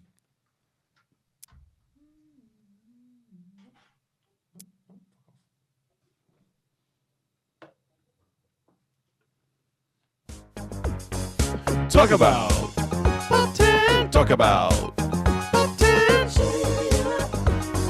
Kicking off this week's Pop 10 with Timothy Williams. Number 3, The Rise of the Planet of the Apes, when Caesar said no. That's a good shout. I remember hearing a mostly full cinema all gasp at the same time. Can I have Number the 2. original with the Statue of Liberty? That's a good one. Oh, hey. Oh, don't spoil anything. It's actually not anymore. It's- Sorry. Number 2, the ending to The Boy in the Striped Pajamas. If you've seen it, you know. And number 1, The Departed in the elevator. I actually said out loud, get fucked. I may or may not add it on the Bostonian accent there. Aston Harris, who I believe is our youngest listener on the show. Aston, welcome back. Number 3, the entire final sequence of Whiplash. Number 2, the party scene in Parasite. Number 1, the snap in Infinity War. Of course. Ooh, yeah, good call. Ben Burnham, splendid topic, said, number 3, the Big Lebowski. Jackie Treehorn scene. Treehorn takes a call and jots down a note and then takes his leave. The dude races over to see what he was on the note, only to discover the drawing. Yeah, Dave remembers. I don't. Number 2, Pulp Fiction. Butch slowly opening the basement door to Zed buggering Marcellus. Wallace. Yeah, that's pretty full on. And number 1, the meaning of life, the Mr. Crisorti scene. It's on there wafer thin. Oh yes. Yeah, just a small wafer. Just a small wafer. In the bucket. Excellent Fuck choices off, I'm there. full. Christianity, patron of the show, said number 3, the old boy reveal. Number 2, Pink Flamingo's divine snack. Yes, I'm surprised that wasn't in your list, Wayne. What the hell is that? That's when When she Divine eats the dog shit. Oh fuck yeah. That was messed up. I had to watch that shit, man. And number I'm 1, glad you're putting out the video just for that one yes, little reaction. just for that reaction. And number 1, sorry to bother you, horses. I don't Oh, remember yeah. that film. Oh, at the end with all the people. Yeah, we'll Yeah. No, if you haven't seen the movie, check it out. Yeah. Sam Hurley, the man, Hurley Man Hurley, who is now on your network, I believe, as the That's Movie right, Reviews and 20 Qs podcast. Number 3, Usual Suspects. Admittedly, 14-year-old me hadn't seen a ton of movies by that point, but that majority of the story had been a fabrication of a dude who was almost begging to be caught was insane. 100% agree. Number 2, From Dusk to Dawn's final scene. Admittedly, 12-year-old me hadn't seen a ton of movies by that point, but the abrupt change in genre was insane.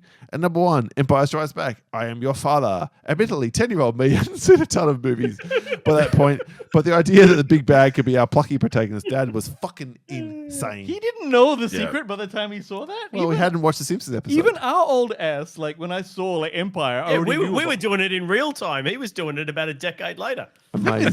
the first movie I saw, it was Empire. It was in the drive-in, but yeah, That was my first time I ever saw it at the cinema, so I was not spoiled. drive-in. Ladies I'm and not gentlemen. sure. Drive-in. I saw Sorry. episode 4 at a drive-in. Oh, there you go. Shit. Matt With Evans said My number mother 3. trying to cover my eyes for the cantina scene, thinking I'd be scared. All right, number 3. Matt Evans said The Crying Game. No internet back then, kids. Yeah. Crying Game. Plenty of cocks, though. Yep. Yeah. Plenty of cocks. Number 2, Bad Boy Bubby, one of the worst films ever made. You got great tits, Flo. Great tits. Haven't Blake. seen it, won't see it. You have seen it. We've watched it for the fucking podcast. Really? I blocked it out. Ashley Gorski's favourite film. It's amazing to me that one of our patrons knows our show better than you, Wayne. Not amazing to me. Oh, God, that's embarrassing. And number 1 from Matt, Last Train to Frio on his... Oh, he's an angry pillow biter. Didn't see that one coming. There you go. All right. Light I don't know green. what those words mean. Oh, don't give me the right wind up I'm fucking giving thing. you We're only like 4 in. We're going long, motherfucker. Fucking Pop 10, not Pop Wayne can be bothered anymore. Lloyd Green from the Pint Podcast, recent guest host of the show, wonderful man. Lloyd said, number 3, Basic Instinct, leg crossing scene. Jaw dropped and eyes grew 3 sizes. I think, Dave, your comment was it sure it was your eyes? Number 2, Jurassic Park, dinosaurs reveal blew away anything prior or since. Yeah. And number 1, That's an excellent call. this Saving Private Ryan, 7th best war movie of all time. Take your pick. I'll say Private Melish's Unforgettable Death. Still feeling that one. Totally. Do you reckon long after this podcast has ended, Wayne, your idiotic take of Saving Private Ryan being the 7th best war film of all time will live on past our show? I mean, one can only hope. You have Seven's made us generous. famous. I wish we were bigger on the internet because that would have gone viral. Well, who knows? I'll put this online. Steve Metzen, I can't remember if Steve's contributed to the show before. If not, welcome to the show. Said number 3, Decisions to Leave, ending on the beach. Number 2, Old Boy. I could have said the ending, but I'm going with the octopus scene. And number 1, Hereditary, has to be the beheading scene and hard cut. Okay. Luke James Human said that moment in the coffee table, a film which I started the other day, haven't finished yet, so I'm looking forward to that moment. Yeah, I haven't even heard of this movie. I think but it's Spanish, but don't. If I've got that wrong, I do apologise.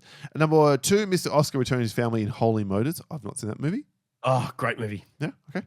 And number 1, Julio and I are on a weird little island of two, well, apparently thinking that's a Luke masterpiece. James agrees with you as well. And Welcome, Luke. number 1, Pieces accidentally shooting Meg in Things to Do in Denver When You're Dead.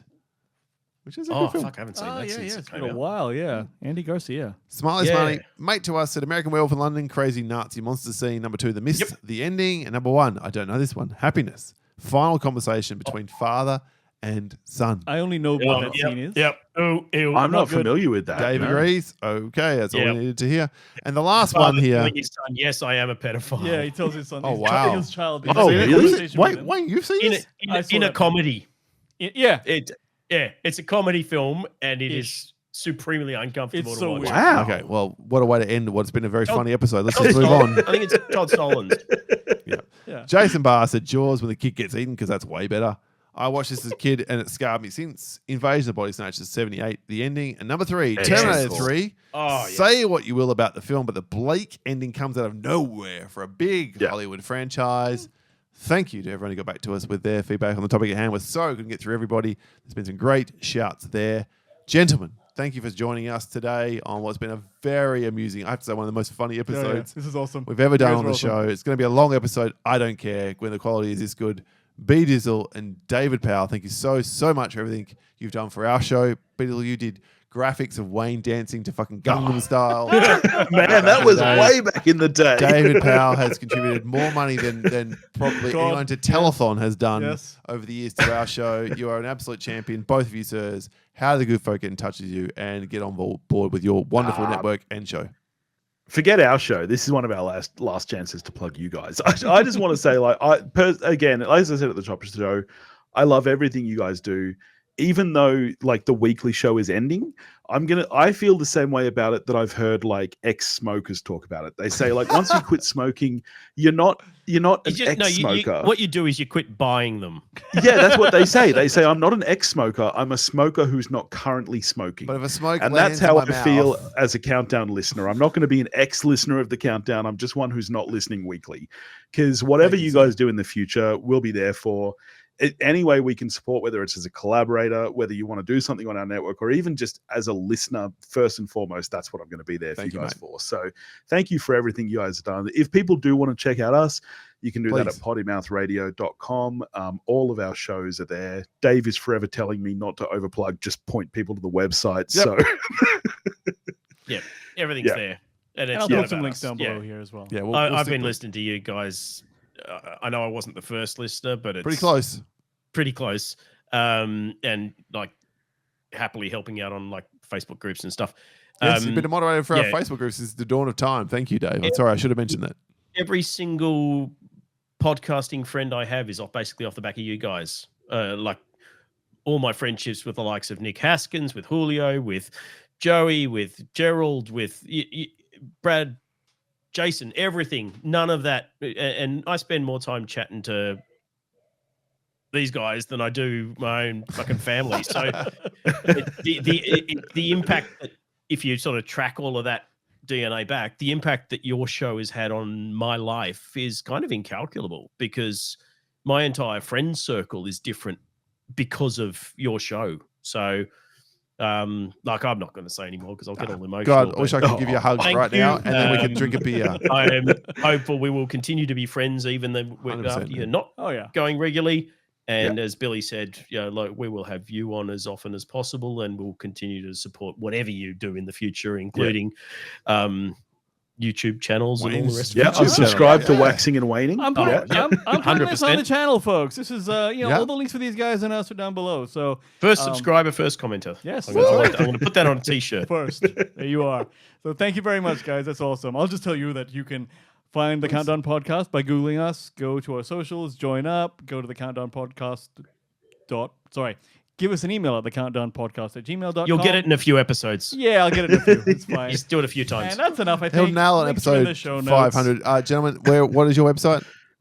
Pottymouthradio.com. There we are. There it is. Get over, check out all the wonderful shows. Thank you, Beatrizel. Thank you, David Powell, for so much support of this show. I couldn't put into words. We'll and stop sucking each other's I'll dicks probably, now. yeah, I'll It's fine. probably, I'll just get onto Wayne's dick after the episode. All right, Wayne. We are having a week off next week. I'm away with my wife for her birthday, so we're not releasing a new episode next week. Happy birthday, Patsy. Yeah, thank you very much, Dave. I would like to pretend I'm going to put out an episode. I'm probably not going to. So here's the deal.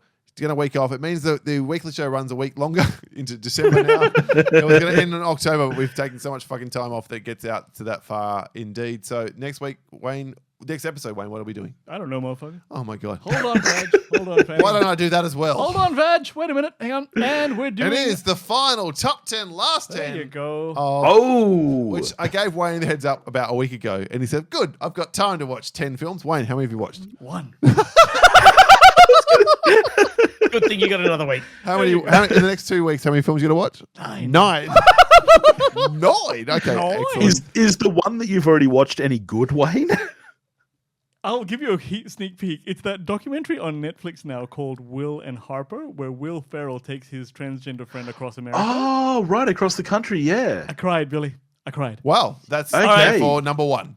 I'm just saying. So Good there luck you to go. anything beating that. Okay, awesome. Yeah. Okay, looking forward to hearing that one. Cool. All right, thank you again, gentlemen, so much for joining us today. Thank you all your listeners for being here for this big episode, the final Show versus Show in the weekly format. My name is Paul, My name is Wayne. My name is Dave. My name's B Dizzle. and this has been the Soundboard. Shit. Well, Wayne ruined us. I'm going to do it again. Fuck you. We'll catch you next time. See ya.